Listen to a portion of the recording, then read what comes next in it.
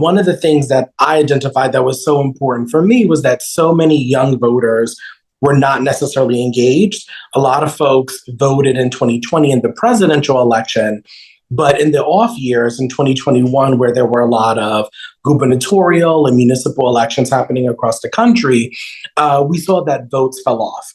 And so I was really concerned about, one, young voters. And when I say young, I'm talking about anyone under 40.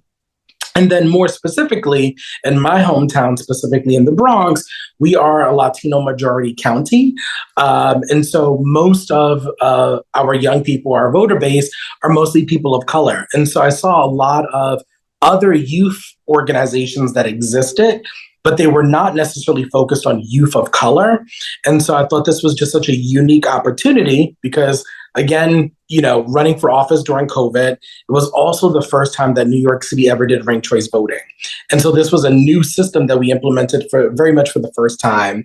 And so I thought it was really important to provide that voter education to young people, because once you realize, hey, if you care about the criminal justice system, you should know who your district attorney is. You care about, clean streets, or you want a new basketball court in the park, you should know who your city council member is. Those are really important issues. And so that's why I created Ready for Change. That was my motto running for office, was that I was ready for change. We did not have many people who were under the age of 40 that were running for office, specifically even in New York City, in a very progressive city. And so I wanted to just give that education awareness to other young people. So we started raising money. We, put on events.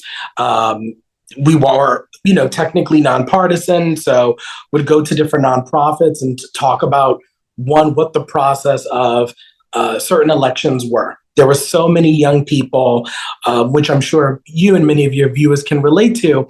I knew so many people in their 20s who were like, I had no idea that I can vote for a judge. I had no idea that, my local prosecutor or a district attorney was someone that I could vote for.